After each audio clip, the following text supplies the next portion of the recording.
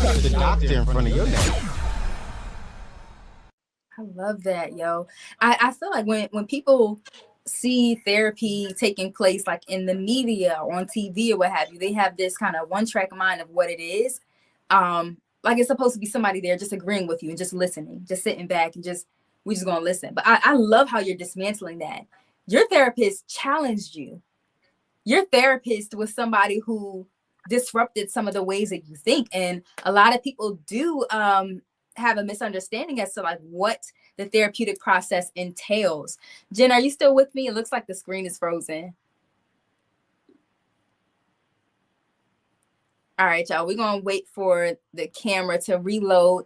But y'all, Jen is dropping so many nuggets. So she's basically saying that when an individual goes to therapy, whether it's for a traumatic loss or traumatic issues that may have happened in life, no matter what it is, when you go to therapy, the job of your therapist is to help you help yourself, basically. We're not there to give advice.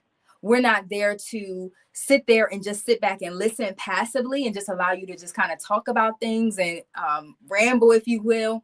Our job is to be able to hold a safe space and to be able to conceptualize what it is you're talking about in the room and to eventually get to a place to where we can, after building rapport, of course, get to a place to where we can challenge some of your belief systems, challenge the way you think about life, challenge some of these relationships that you may have seen in your lifetime that may have caused a skewed perspective or to impacted the way you think and believe about different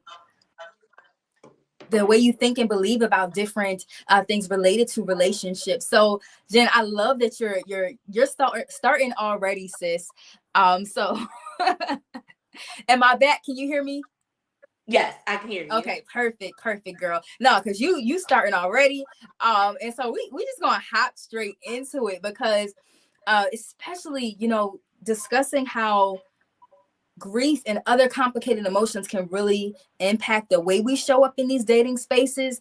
My first question to you is what impacts one's overall, impacts their ability to be confident and to show up in dating spaces confidently? Because if I can be honest, I wasn't always confident in dating spaces.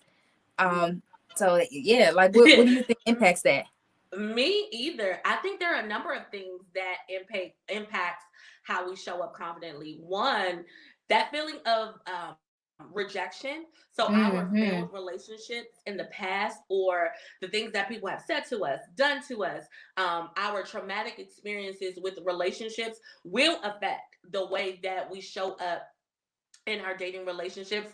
Feeling like we are an option and not a prize, right? Like that really affects how we show up in our dating space.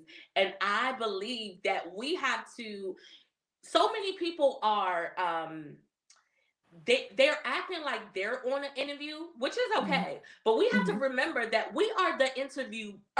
Like, it is not just me waiting for you to choose me. Like, you have to know your value. And I think because we have experienced so much, especially in our 20s and 30s, and I'm not saying that everyone has this extensive, type of dating background, but even your childhood trauma can show up in your dating. Your, the friendship trauma can show up in your dating, right? And I think if you look at yourself as damaged goods and you look at yourself as an option and not as a prize, as someone who is worthy of love, someone who is worthy of having a healthy partner and a healthy relationship, then you will go into dating as the underdog.